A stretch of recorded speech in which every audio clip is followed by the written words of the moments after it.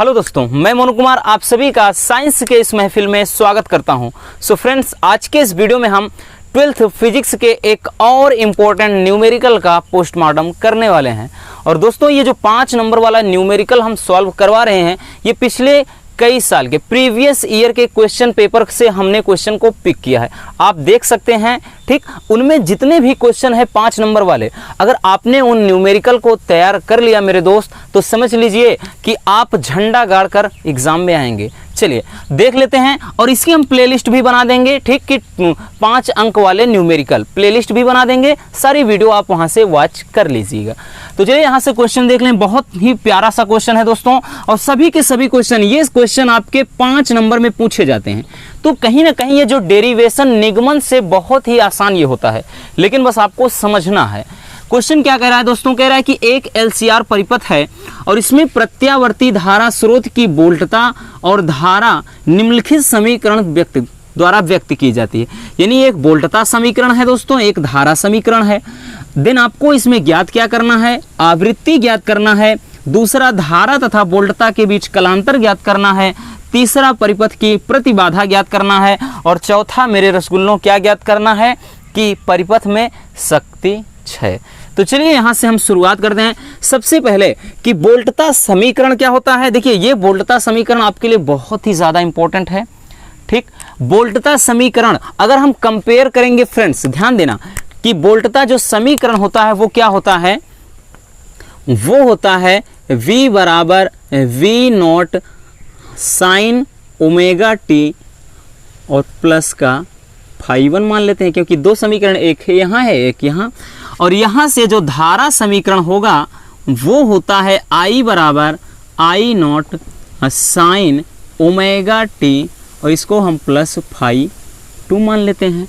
अब देखिए दोस्तों, अगर इस समीकरण से मेरे रसगुल्लों इसमें कंपेयर आप करेंगे तो क्या हो जाएगा?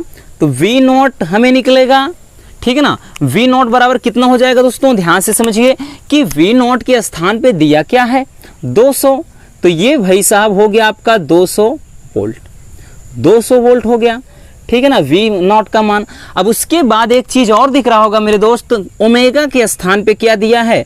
ओमेगा के स्थान पे दिया है दोस्तों, कितना दिया है? ठीक, ओमेगा के स्थान पे कितना? 314 दे रखा है, ठीक है ना। अब देखिए यहां से अगर इसमें अब आएंगे आप V0, सॉरी, इसमें क्या हो जाएगा? I0। तो भाई साहब इसमें I0 के स्थान पे ये क्या है भाई? क्या है? 5।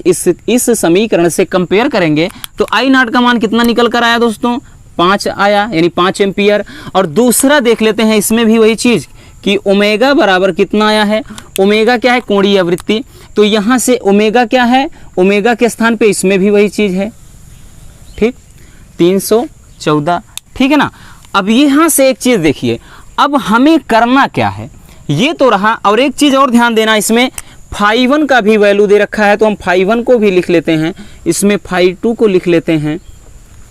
तो ये दोनों दिए क्या है दोस्तों? φ1 का मान दिया है π/6 और φ2 का इसमें तो -π/6 है ना। देखिए, क्योंकि फार्मूले में प्लस होता है लेकिन वहाँ -π बटे कितना है? 6 है, तो ये माइनस का π/6 हो गया। अब चलिए हम क्वेश्चन की तरफ रुख करते हैं। सो फ्रेंड्स, पहला क्वेश्चन बहुत ही प्यारा सा क्वेश्चन है, कह रहा है कि आवृत्ति।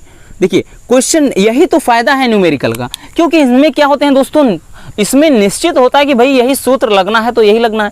देखिए कोई भी अब यहाँ से वैल्यू चेंज कर देगा। अब की बार भी पूछा गया था, लेकिन यहाँ पर क्या है, कोई चीज दशमलव में 3.5 करके दिया था, यहाँ पर भी 2.8 करके दिया था, लेकिन पूछा यही था। तो फार्मूला तो सब वही अप्लाई करना है ना, यही बेनिफिट होता है। तो आवृत्ति के लिए होता है दोस्तों फार्मूला कि F बराबर ओमेगा अपान 2π।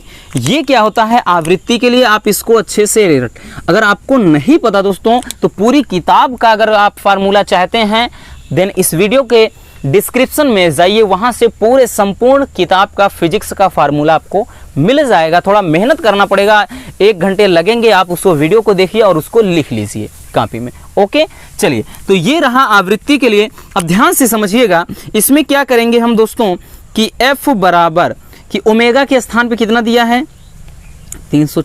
14, ये क्या है, रेडियन प्रति सेकंड में होता है, और अपन कितना हो गया 2, और पाई का मान 3.14, 3.14 हो गया, ठीक है ना।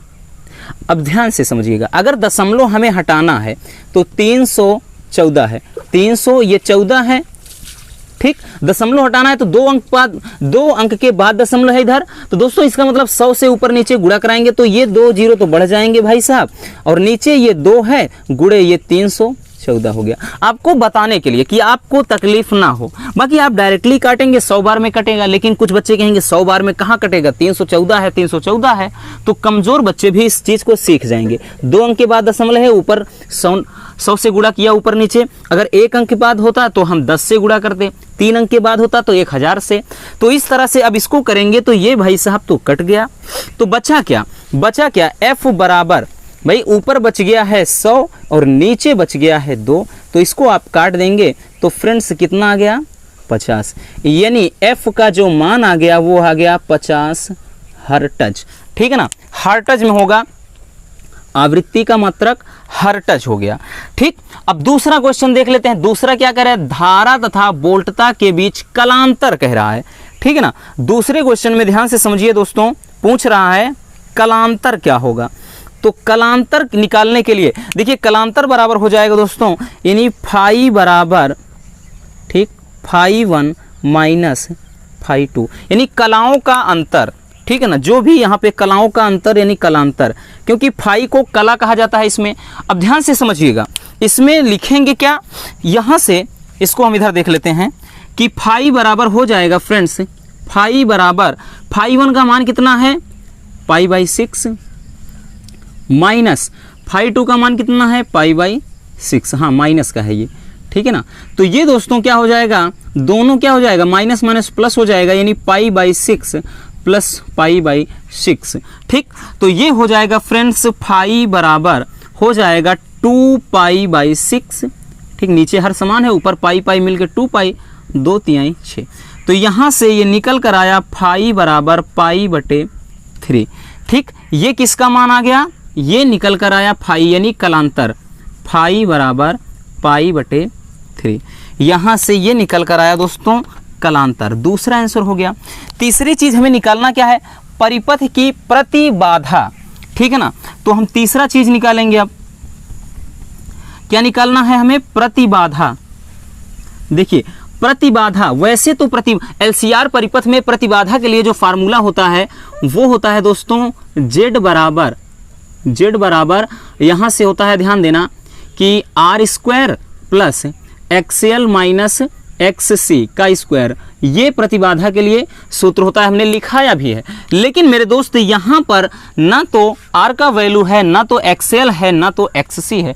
ऐसी सिचुएशन, प्रतिबाधा का मतलब प्रतिरोध, प्रतिबाधा का मात्रक भी वही आता है, ओम आता है जो प्रतिरोध, तो ये प्रतिरोध के ही बराबर, Z बराबर R के होता है। तो ये बताइएगा R बराबर फार्मूला क्या होता है फ्रेंड्स, R बराबर, यानी R को हम Z ही लिखते हैं यहाँ पर, तो Z बराबर, देखिए R बराबर क्या होता है V/I, तो यहाँ पर Z बराबर V0/I0 होता है, वही चीज, ठीक है, फॉर्म वही, बस थोड़ा सा परिवर्तन है। तो Z ये प्रतिबाधा कब लगाना है, जब R का मान ना दिया हो, XL ना दिया हो, XC ना दिया हो। बाकी ये फार्मूला लगता है जब परिपथ के रूप में बनाता है, उस पर भी हमने वीडियो डाल रखा है, आप जाइए प्लेलिस्ट में देख लीजिएगा। ओके, चलिए यहां से हम क्या निकालेंगे दोस्तों, तो Z बराबर, ध्यान से समझना, इधर निकालना चाहेंगे तो Z बराबर हो जाएगा V0 का देख लीजिए वैल्यू कितना निकाले हैं, 200 निकाले हैं दोस्त, और उसके बाद अपान I0 का मान कितना है 5 है, तो 5 चौके 20, तो भाई साहब ये कट गया, Z का जो मान निकल कर आया वो निकल कर आया 40 ओम, तो ये निकल कर आ गया आपका क्या, प्रतिबाधा। बात समझ में आई। चलिए अब चौथी चीज क्या निकालना है, परिपथ में शक्ति क्षय, ठीक।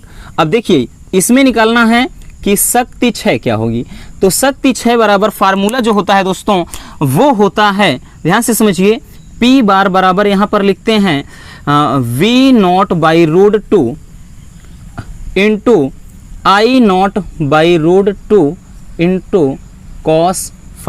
ये क्या होता है, शक्ति क्षय के लिए फार्मूला होता है। क्या होता है दोस्तों? शक्ति क्षय के लिए फार्मूला होता है। तो यहाँ से ध्यान से समझिएगा, यहाँ पर हम रखेंगे तो इसको रखेंगे V0 का वैल्यू कितना है? ध्यान से समझिएगा, V0 का वैल्यू कितना है दोस्तों? V0 अभी निकाले हैं तो 200। I0 कितना है? 5 है। V0 200 है, I0 कितना है? 5 है। और नीचे ध्यान से समझिएगा, ये गुणा हो जाएगा रूट टू गुणा कराएंगे तो 2 हो जाएगा, और गुणे यहाँ पर हो जाएगा cos फाई का मान कितना निकाले हैं अभी? पाई बाई 3 ये इसका मान निकला है। ठीक, अब इसको थोड़ा इधर देख लेते हैं हम। P बार बराबर, तो ये काट देते हैं, 2 से 2 कट गए। ठीक, तो भाई साहब यहाँ पे कितना हो गए? 500 हो गए ये, और गुणे पाई बाई 3 का मतलब 60 अंश। क्यों? क्योंकि पाई का मान रखेंगे भाई साहब, पाई का मान कितना होता है? 180 में 3 का भाग लगाएंगे 60, तो पाई बाई 3 का मतलब कितना? 60 अंश। और cos 60 अंश का वैल्यू कितना? 1/2। तो ये काटेंगे कितना बार? तो जाएगा 2 दूना 4, 2 पंजे 10 यानी 250। तो यहाँ पे शक्ति क्षय जो निकल कर आया मेरे दोस्त, वो आया 250 किसमें? वाट में। ठीक है ना, किस में निकल आएगा? वाट में निकल कर आएगा। तो ये हमारा आंसर हो जाएगा। तो इसमें क्या क्या निकालना था? आवृत्ति, दूसरा धारा तथा वोल्टता के बीच कलांतर, तीसरा परिपथ की प्रतिबाधा, और चौथी चीज निकालना था परिपथ में शक्ति क्षय। तो सबसे पहले आप इसको स्क्रीनशॉट कर लीजिए।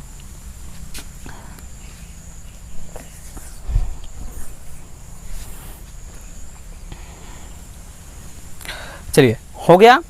तो उम्मीद करता हूं कि ये वीडियो आपको पसंद आई होगी। बस मेहनत करिए, और आपके मेहनत को उस मुकाम तक पहुंचाना है तो उसके लिए हमें भी मेहनत करना पड़ेगा, क्योंकि हम चाहते हैं कि हमारे सारे प्यारे रसगुल्ले बहुत ही अच्छे नंबरों से पास हो जाएं। हमारी हमेशा यही कोशिश होती है, और इसीलिए आपसे ज़्यादा कहीं ना कहीं हम आपके लिए मेहनत करते हैं।